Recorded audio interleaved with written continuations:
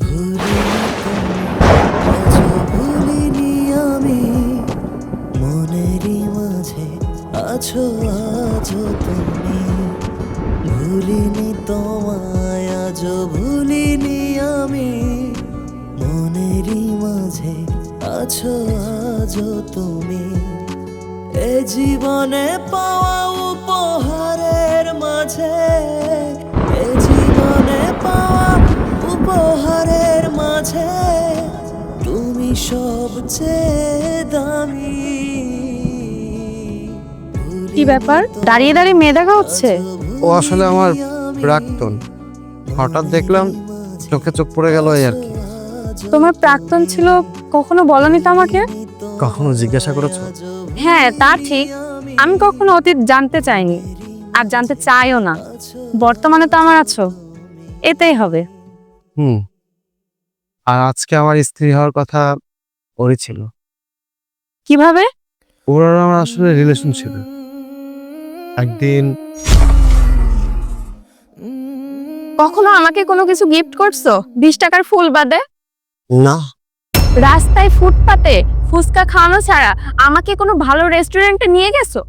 না, কখনো দামি ব্র্যান্ডের ফোন গিফট করছো? না, কখনো দূরে কোথাও ট্যুরে নিয়ে গেছো? না।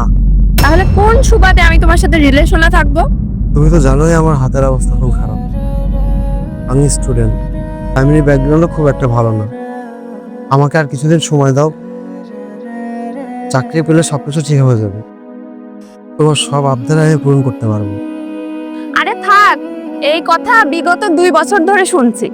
এরকম ফুটো পকেট নিয়ে চলা ছেলের সাথে আমার রিলেশন রাখা পসিবল না। I need breakup, by.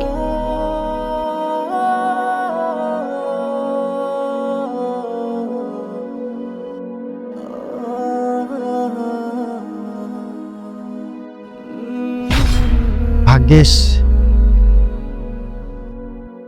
সেদিন আমার পকেট ফাঁকা ছিল দেখে আসল মানুষটাকে চিনতে পেরেছি। তোমার মতো একজন ভালো মেয়েকে পেয়েছি। হুম। ও চলে যাওয়ার পর তুমি আমার লাইফের সবকিছু জেনেও আমার হাত শক্ত করে ধরেছিলে। হুম। সবটা সময় তুমি আমাকে সাপোর্ট দিয়েছিলে। কখনো ভেঙে পড়লেও মাথায় হাত দিয়ে আলতো করে বলতে, সব ঠিক হয়ে যাবে, ধৈর্য ধরো। হুম।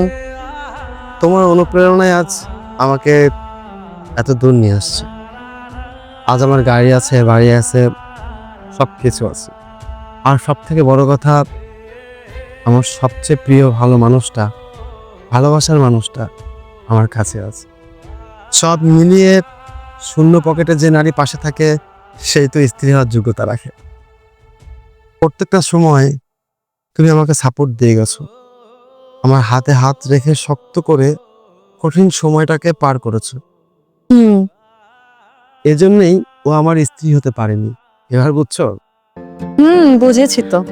ঠিক আছে মেরি রাজরানী, এবার এখানে দাঁড়িয়ে না থেকে চলুন আমরা ঘুরে আসি। চলো।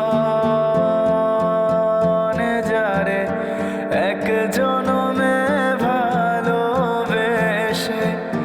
ভরবে না মন, তুমি আমার